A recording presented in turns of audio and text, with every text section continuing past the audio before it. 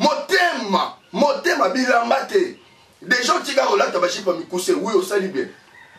Au tika d'ako la tabachi pour entendre katana katana, au sali bien. Au tika la paix déjà, au tika ko funga bato, au sali bien. Au tika ko kene ko bima ko kene par-ci par-là, au sali bien. Et tika le lokomoko. Changement na kati ya motema na yo. Parce que motema eza monter, o eza na kati ya moto. Merci bande bonyoso bazolanda ngai musali na Nzambe. Ngai kombo na ngai ezali évangéliste Joël, Robin appelle frère Joël. Donc nous sommes au sala mabete. Donc on appelle Simbote na bato nyonso balanda biso bato baza na Kinshasa, Brazzaville, Afrique, Océanie, Europe. Bato nyonso awa lelo yo tokolobela Nzambe apesi atie maloba mingi toloba sur la repentance. Donc la repentance ezali thème na biso oyo eza na journée ya lelo. Na moi oyo nyonso tozali tolobela sur la repentance. Donc la repentance tolobela ngo na 3 volets. Lelo toza na première volet, deuxième ekozala et puis troisième ekozala. Donc la repentance. La repentance. Tango Jean-Baptiste yé ayaki abandé côté abatousi la repentance. Même Jésus, tant abandi ministère na ye, ateyaki si la repentance. Batumusu tant mususu bayokaka la repentance, lelo tokozwa, toyeba, to connaître qu'est-ce que la repentance.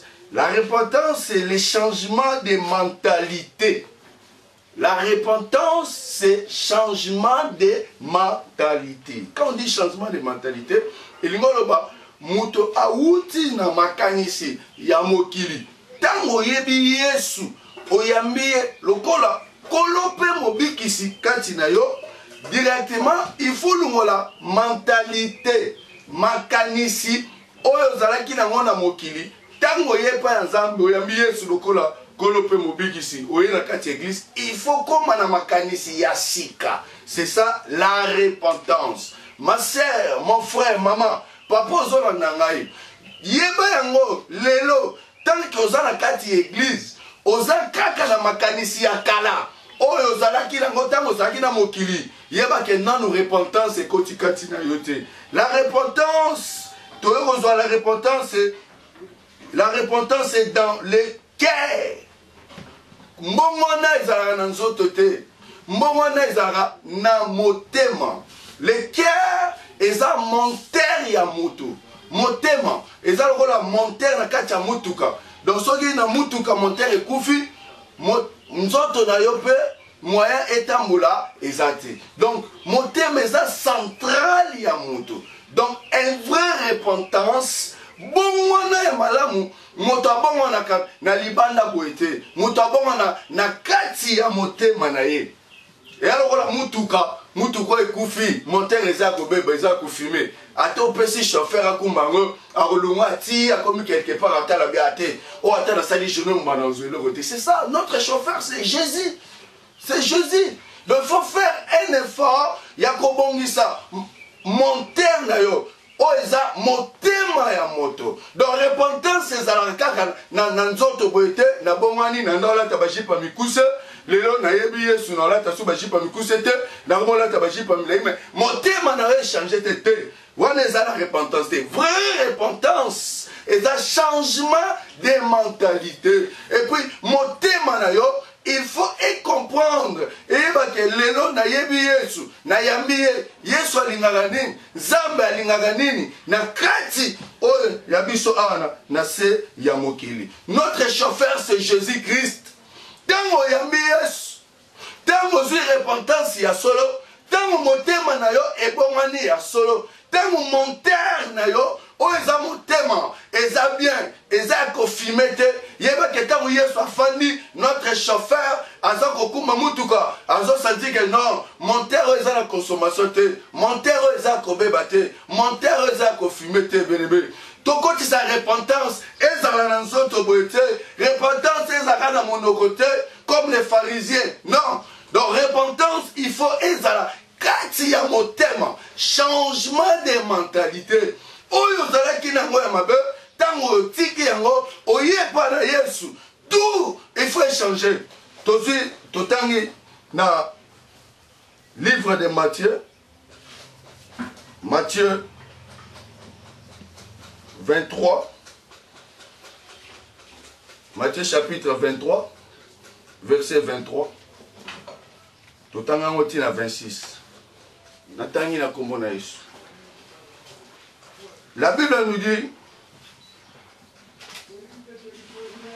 malheur à vous, scribes et pharisiens, hypocrites, parce que vous payez la dîme de la menthe, de la nette et du cumin, et que vous laissez ce qui est plus important dans la loi, la justice, la miséricorde et la fidélité. C'est là ce qu'il fallait pratiquer sans négliger les autres choses.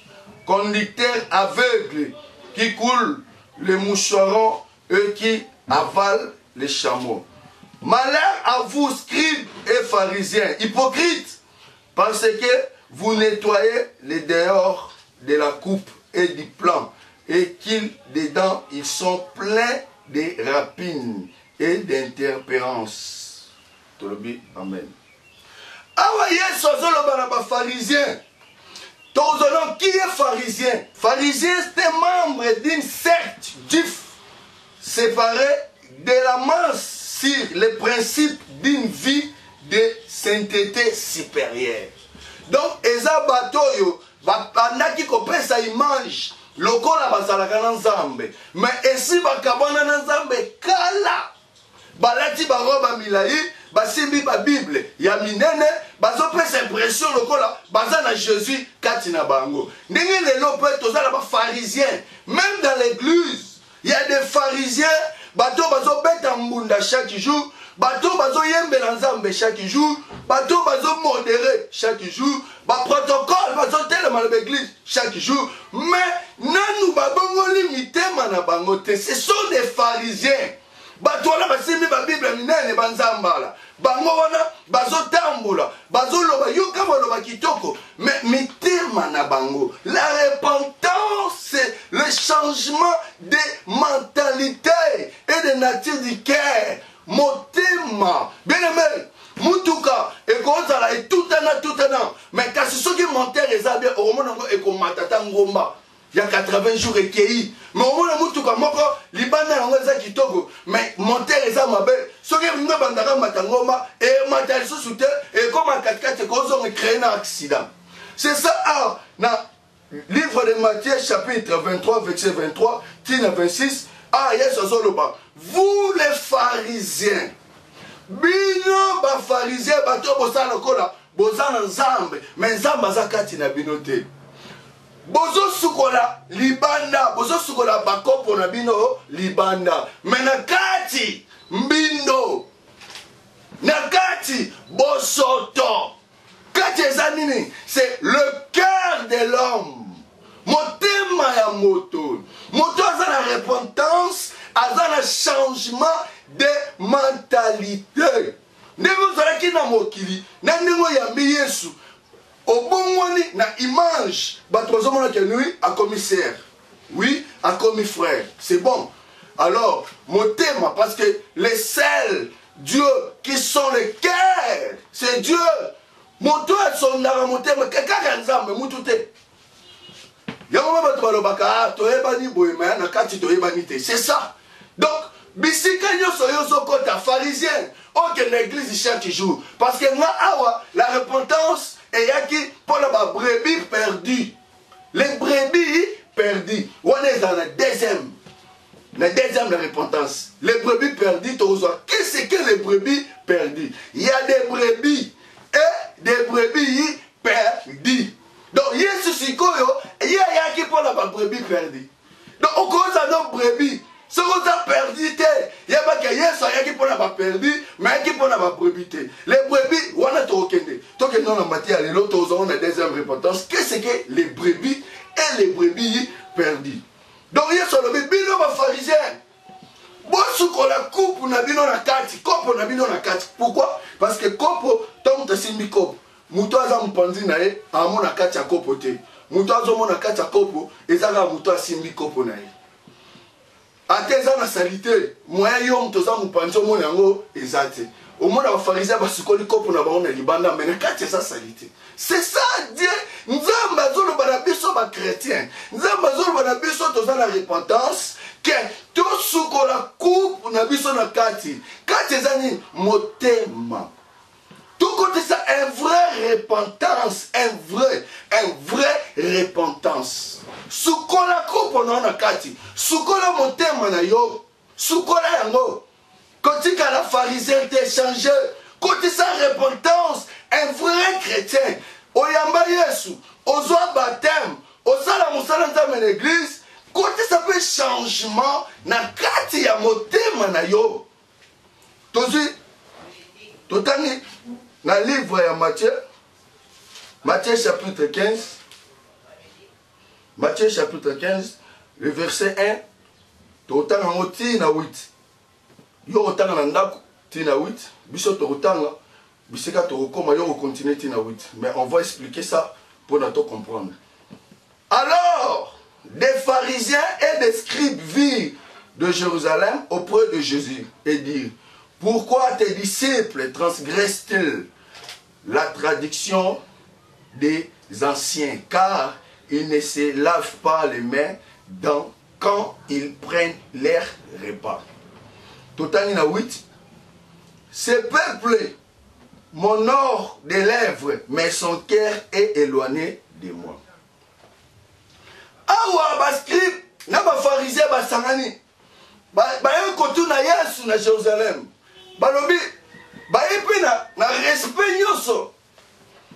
Ba ebi ke ba tuna makama mabe. Yana batu mususu ba ebi ke bisika no kendo na ko sala mabe. Ba yana respect pour mabe na bango sala bien. Ba ebi ke ba yelo ba mabe, mais ba yana respect maître. Biso to lingi to tuna te to yebisa yo. Nenge nini ba yekoli na yo, soki ba lingi ba lia bango bazo sukola maboko te. Wana bazo buka mibeko ya bakoko na biso. Donc, oleba lo bazo buka mibeko nzambe, bango balobi ba disciple na yo bazo buka mibeko ya bakoko na biso. La traduction. La traduction. Aux chrétiens, mais aux aneloko moko boye, koko na bino apesa onandako. Sokozo yemba, ozu ofinyango boye, babi sokozo yemba finyango ebando usala en plein. La traduction. Aux pasteurs, mais aux ankodia, aux anelak. La traduction. Aux pasteurs, mais aux biloko na mboka. Olobite biloko mboko yango nde mute batela ngai. Olobi biloko mboko yango nde batela ngai. Siko Jésus, Yesu oyo commande église na munene on asala nini pana. La traduction bajif bango batikala kina ba traduction ya bakoko na bango, ya bancetre na bango kasi babosana ki mibeko ya Nzambe. Le verset 8,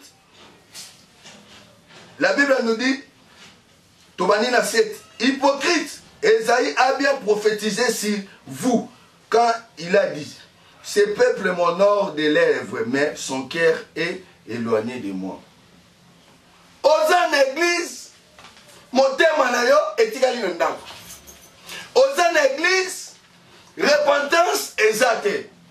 Ozoye mbela no zambe mais motema na yo échange te bien aimé.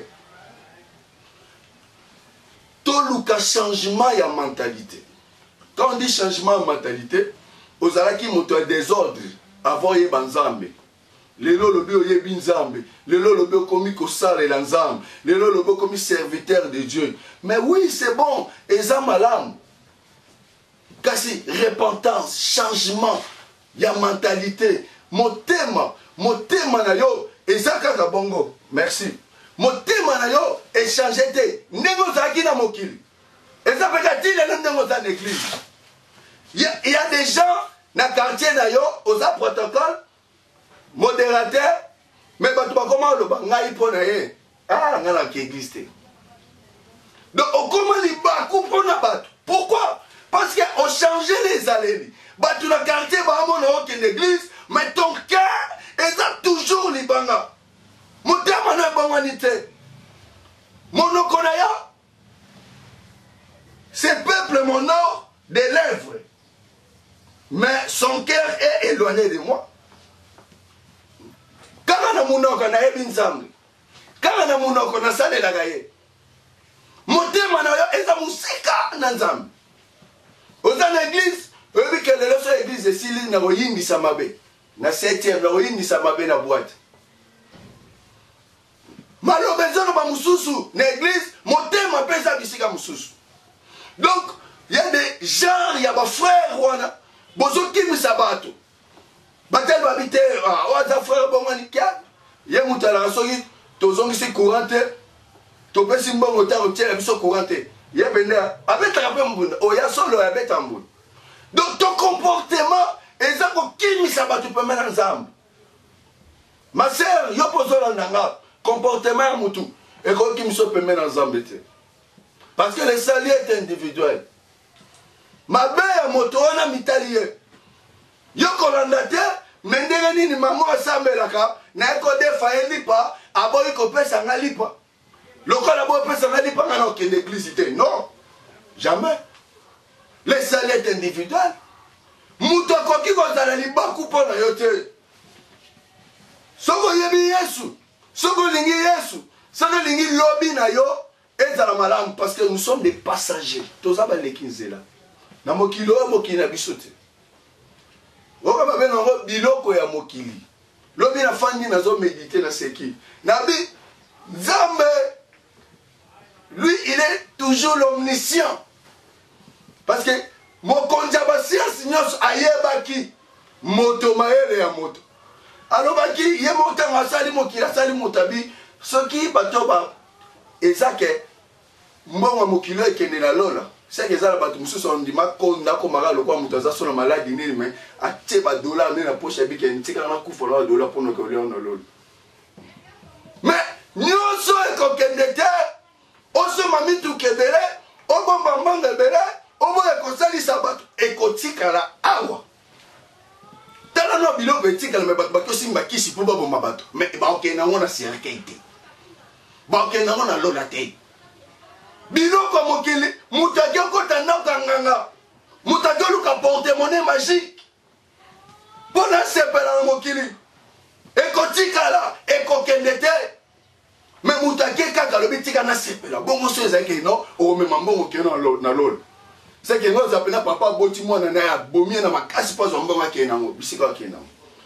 Donc Nzambe azwa comme protocole, ma sœur, mon frère, okenda ka veiller. Aucune église, chaque semaine, changer ton comportement, ta mentalité.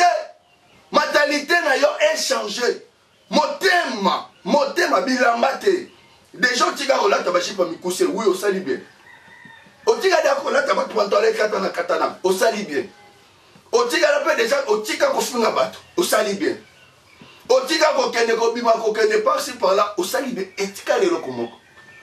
Changement na kati ya motema na yo parce que motema eza monteur o eza na kati ya moto soki monteur eza filmé mutuka eza na sens te moyen Jésus Christ moyen chauffeur akota fanda akumba malamu e ezala te changement ya motema na yo est-ce que motema na yo eza malamu est-ce que o bimisala na monoko na yo na o eza na motema na yo est-ce que eza malamu la sœur Marie Misambo qui met la bisika zali albi motema nde sanduku kolinga te motema na zala sanduku fungola motema na yo Yesu aza wana aza kobeta moto azoyoka ya moto akoyoka ya okofungola kofanda kati na yo en Jésus liwe zate en Jésus c'est la vie éternelle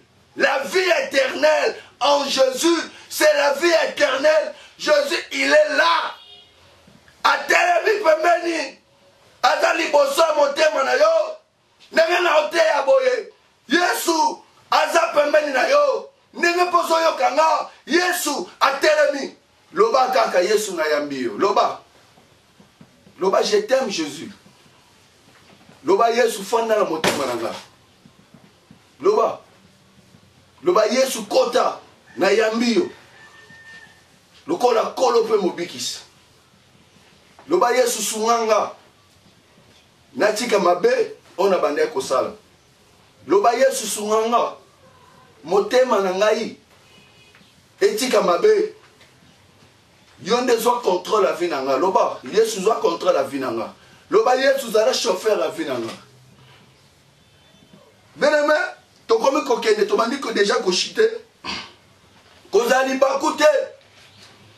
Pona okimi sabat musu une église. Baloba ketala ser wana to sambela te pona e.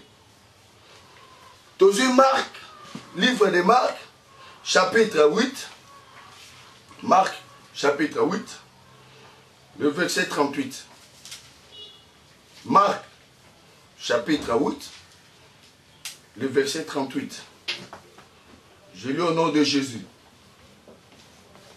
Car quiconque aura honte de moi et de mes paroles au milieu de cette génération adultère et pécheresse, le Fils de l'homme aura aussi honte de lui, quand il viendra dans la gloire de son Père avec les saints anges. Car quiconque aura honte de moi et de mes paroles au milieu de cette génération. Motoyo akoloka Yesu soni. Ozoka nani soni? Laisse-le être individuel. Mutu mususu pasi mbara Bible na maboka ke l'église ona oyoka soni. Oyoka na soni. Libala na lolo ezate. Soko zoyoka mobali ozana esoni mitali yo. Soko zoyoka mwasi ozana esoni pona okende l'église pona oyamba Yesu mitali yo. Au regretter, tu vas regretter beaucoup. Koyoka mutu soni te. La Bible dit, na génération oyo, de cette génération. Génération zanini. Keba, cause à la génération ma pharisien te.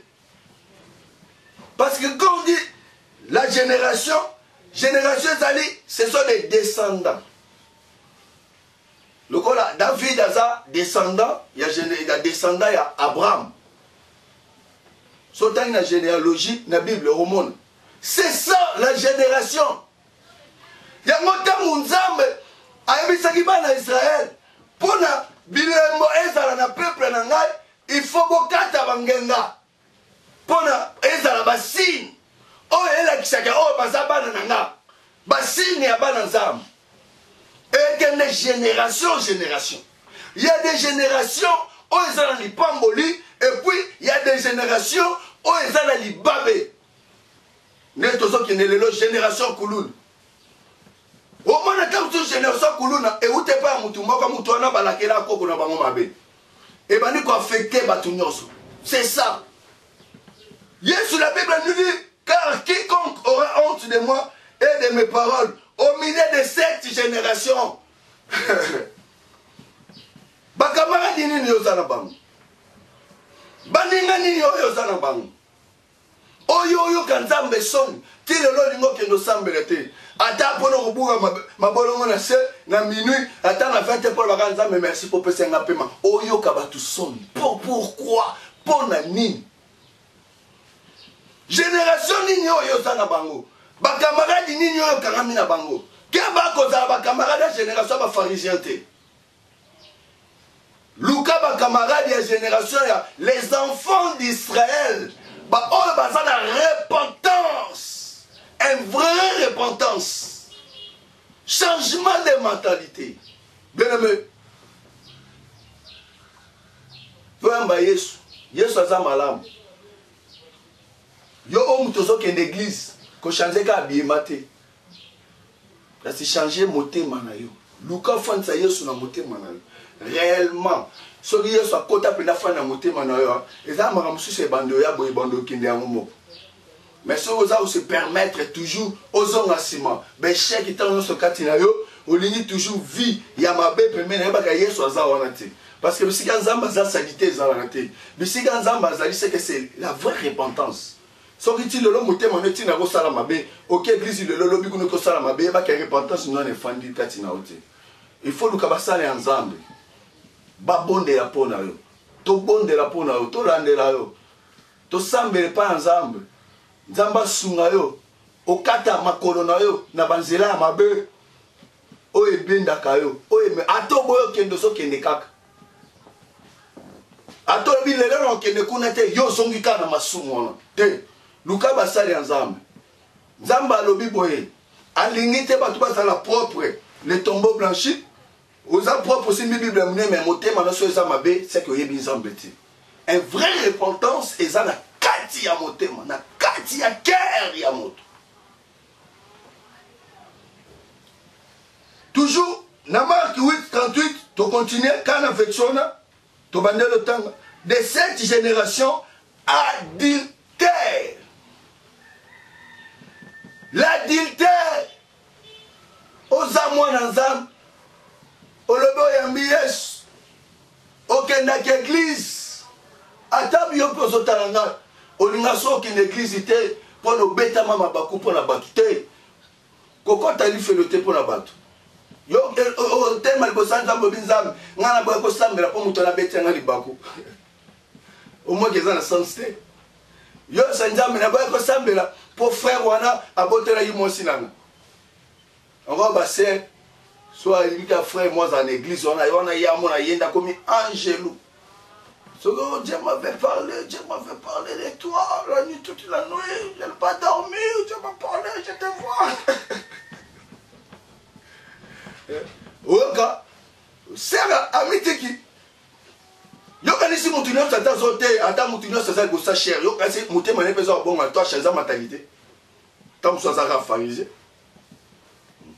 kolanda mutu wana te to bazwa mwasi na yo pa ya frère yo lobinga na sambela mususu na sambela susu te okendeli felo bazwa mobali na yo pa ser moko boye yo lobinga ina ba sambela susu te na zongeli via masanga okendeli felo na journal lelo soki oyambinga na tongo soki na midi soki na pokwa na oyebi so boye moto nyonso abeti so libaku moto nyonso oyo lobaki nga na okende église te mpo na ye lungolango a partir ya lelo yo ndo okeli felo na moto wana na yo bokendeli felo soki mutu mo abeti so libaku mpo na oyamba yesu te limbisa ye ndenge oyokanga boye zongela nzela église ndenge oyokanga boye so otika ya masanga ozongela masanga tika masanga ndenge ozoyokanga boye soki ozongelaki mabe mwa mpo na mutu ya mokili mpo na mutu ya mokili lelo sikoyo zongela nzambe banimero na biso eza wana benga biso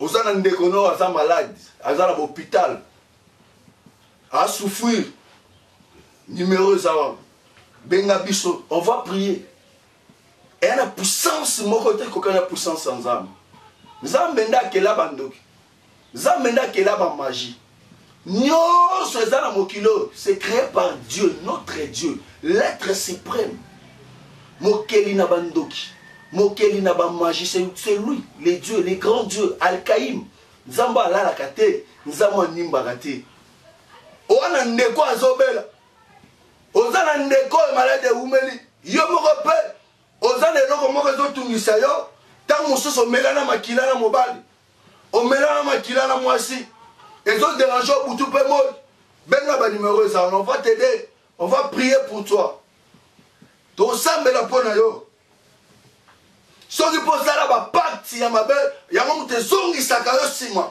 mpo na oyamba yesu te ozobanga olobi bayebise ngai naloba te so nalobi okufa te okufa te. Notre Dieu, il est l'être suprême. Mokeli na milimo. Ozaki ba pacte le biba ba ki oloba te, ya mo te dérange ka yo, et ça ça ko kimia pour que l'église te okufa te. On va prier pour toi.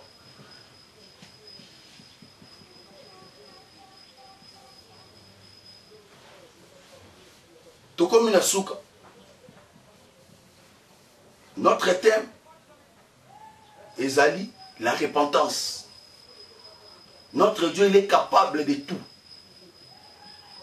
Sauf que les gens ont un péché pour qu'il y ait une église. Benga, on va prier pour toi. nzambe alingaka moto yo ayambi andimi. Il est juste et fidèle pour nous pardonner et pour nous purifier de toute l'iniquité. De toute l'iniquité. Mabe nyonso bo soto nyonso. Nzambe azaona. Aza sembu ya kolimbisa biso. Eloko ni yozala ngo nzambe olimbisa te. Oyo saka yo kende église te, ke oyamba Yesu te, oyeba Yesu te. Benga ba numéro on va prier. To sambela nzambe olimbisa yo. Atosa la pacte. Ya ndenge nini? Dieu va te pardonner. Nzambe olimbisa. Voilà. Merci pour na le nzambe zo lokum to komi na suka. Na pesi merci minga AS Radio. Ya le PDG Azaria. Bah merci minga bato pe bolanda biso na télévision. Bobenga numéro ngwana. Ezana esprit mon côté o ekoki ko dominer esprit ya nzambe na biso. Il y a le créateur, le ciel et la terre, l'être suprême, Elohim, El Shaddai, notre Dieu, il est le tout-puissant. Il est le tout-puissant. Notre Dieu, il est le Dieu, le tout-puissant. Cherchez la repentance, changement du cœur. Bien-aimé, Yamba Yesu, benga ba numéro ngwana to komi na suka. Bisiko zaliso zanelo makambo zo tungisa yo, ozanelo ko zo tungisa bomo na yo. Benga numéro, on va prier. Oza torobondela. Ezana parti yo sala et tungisa kayo koko ke l'église on va prier. Il y a des procédures. Oh, to ressemble la pekine kokota. Katina yo conscience on eza oza ko funda yo et ko lungwa pour ozala réellement libre, réellement. To bondeli bisika tozali. Alléluia, Alléluia, Alléluia, Alléluia, Alléluia, Alléluia. Merci Jésus, merci Jésus, merci Jésus. Alléluia. Yoka sikoto bandi kobondela. Oh, le véritable Dieu, merci Seigneur. Yahweh malobo ebimi. N'émission oi.